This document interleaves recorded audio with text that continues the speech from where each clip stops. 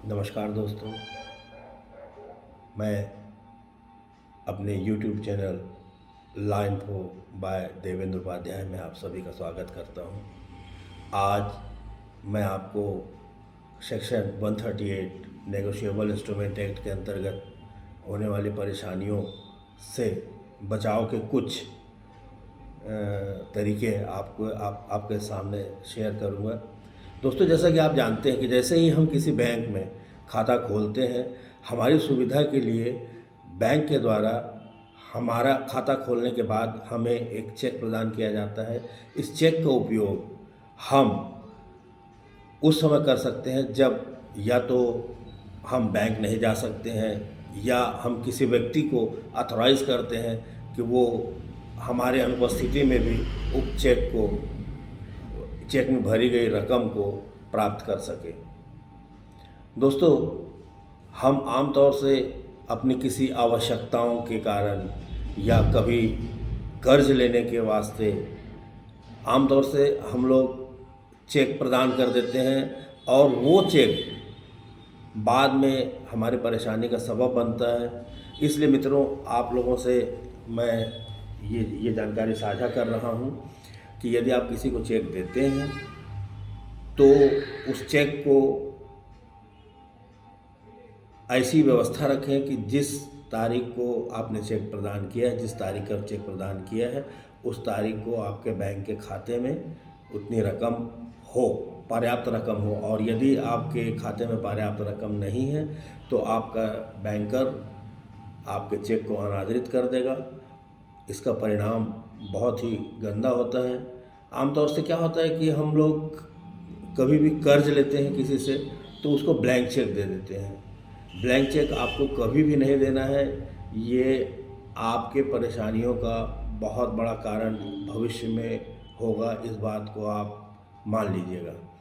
दूसरी बात यह है कि हम जब कभी भी चेक किसी को प्रदान करते हैं तो चेक बुक में ही एक खंड होता है, एक पेज होता है जिसमें चेक नंबर लिखने की सुविधा होती है, चेक किसको दिया गया, चेक किस दिनांक को दिया गया, कितनी रकम का दिया गया, इन सब बातों का डिटेल उसमें होता है और आखिरी में चेक प्राप्त करने वाले के हस्ताक्षर होते हैं।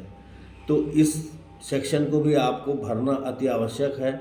और किस चेक को आप किस व्यक्ति को दे रहे हो, किस तारीख को दे रहे हो, कितने रुपए का दे रहे हो, और उस चेक को पूर्णतया भर करके आपको ही देना है।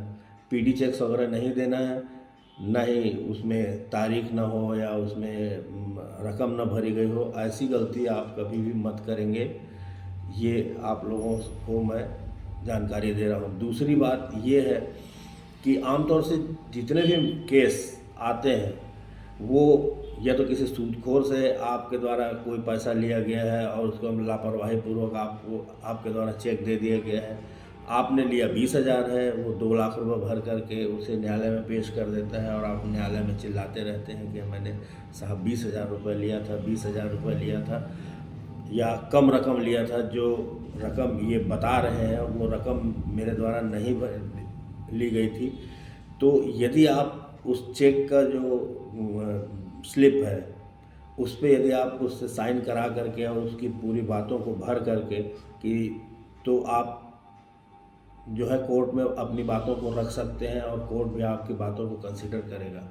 नहीं तो आपकी बातों को कोर्ट बिल्कुल भी नहीं सुनेगा और जितने का चेक है उस राशि को आपको भरना ही पड़ेगा या आप राजीनामा करेंगे। दूसरी जो सबसे बड़ी लापरवाही आप लोग गलती करते हैं, मान लीजिए कि किसी कारणवश उस समय आपका चेक बैंक में चला जाता है और आपके खाते में पर्याप्त रकम है, ठीक है। तो ऐसी स्थिति में जब परिवादी का अधिवक्ता आपको 138B के तहत एक नोटिस प्रदान करता है जिसमें वह आपको बोलता है कि आपके द्वारा इतनी इतनी रकम ली गई है और आप 15 दिन के अंदर इस रकम का भुगतान मेरे पक्षकार को करें, ऐसी स्थिति में भी आप उस नोटिस का कोई भी जवाब अधिवक्ता को, सूचना देने वाले अधिवक्ता को नहीं देते हैं, जबकि आपकी ये लापरवाही आपको भविष्य में कितनी महंगी पड़ेगी, आपको इस बात का अंदाज़ा भी नहीं है। आपको यदि कोई नोटिस ऐसी मिलती है तो आप सबसे पहले किसी अधिवक्ता के पास जाइए, उसे कुछ फीस दीजिए। आप फीस से डर करके भविष्य के झंझट को अपने सिर पर लेते हैं। तो मित्रों, मैं वही बोल रहा हूँ, किसी अधिवक्ता के पास जाइए, आप उनसे हकीकत बताइए कि ऐसी ऐसी बात है सर और हमने इतना पैसा लिया था। वो आपका जवाब नोटिस देने वाले अधिवक्ता को देगा, उसकी एक कॉपी भी आप रखें और जो कि भविष्य में आपको काम आवेगी। दोस्तों, इसके अलावा आपके पास में और कोई अन्य चारा नहीं होता है कि आप कोर्ट में अपनी बातों को साबित कर सकें। और ऐसी स्थिति में या तो आपको उस केस में राजीनामा करना पड़ता है। ली गई रकम से अधिक रकम, मैंने आमतौर से देखा है कि ली गई रकम से कई गुना अधिक रकम में जो है आपको राजीनामा करना पड़ेगा और आपकी आर्थिक स्थिति और भी डामाडोल हो जाएगी। तो इस प्रकार की लापरवाही, ये सब आपकी लापरवाही के कारण ही उत्पन्न होती है ऐसी स्थितियाँ, जिसे बचने का सिर्फ एकमात्र तरीका ये है कि आप किसी को भी चेक मत दें। यदि आपको किसी धन की आवश्यकता है तो आप अपने किसी परिचित से या ऐसे व्यक्ति से लें जो आपसे रकम के बदले श्योरिटी ना मांगे। यदि श्योरिटी मांग रहा है, और आमतौर से मैंने देखा है कि जो सूदखोर होते हैं ये अक्सर इस बात को करते हैं कि ठीक है, आप मुझे एक चेक दे दीजिए, ब्लैंक चेक, और मैं आपको इतना पैसा दे दूंगा, जितने पैसे की आवश्यकता है आपको। आपको लगता है कि आपकी समस्या ख़त्म हो गई, लेकिन आपने समस्या वहीं से शुरू कर दी एक्चुअल में, क्योंकि आप जो है उससे लिए 100 रुपये और वो भरेगा 500 रुपये। और उसके बाद में जब आपको नोटिस आएगी तो नोटिस भी का आपको जवाब आप लोग नहीं देते हैं, है ना। तो ऐसी स्थिति में आप लोग गंभीर स्थिति में फंसते चले जाते हैं और अंत में आपको नुकसान उठाना पड़ता है। तो मित्रों, मेरे द्वारा बताई गई ये जानकारी छोटी ज़रूर है, लेकिन आप इसको अपने दिमाग में बैठाल करके रखिए कि किसी को भी ब्लैंक चेक नहीं देना है। चेक देना है तो चेक प्राप्त करने वाले के हस्ताक्षर और उतने रकम की जो स्लिप होती है उसको अपने को भर करके उसके साइन कराना है। यदि दुर्भाग्यवश यदि ऐसी कोई स्थिति बनती है कि हम जिस दिन चेक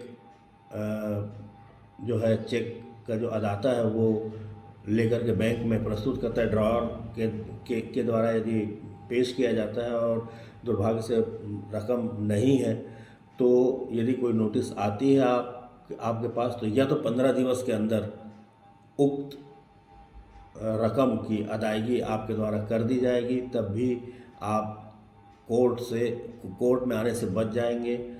और उसकी रसीद लें आप, यदि आप देते हैं कोई रकम किसी को तो उसकी आप उससे तत्काल रसीद प्राप्त करें, ताकि आप भविष्य के किसी भी झंझट से बचे रह सकते हैं।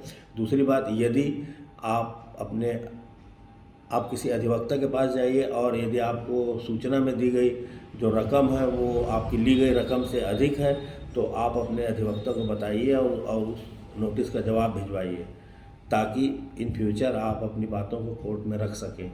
आशा करता हूं दोस्तों, आपको मेरे द्वारा दी गई जानकारी पसंद आई होगी। यदि आपको मेरी जानकारी पसंद आती है तो मेरे चैनल को लाइक कीजिए, सब्सक्राइब कीजिए और शेयर कीजिए। भविष्य में ऐसी ही अच्छी वीडियो मैं लाने का प्रयास करूँगा। मुझे प्लीज़ सपोर्ट करें।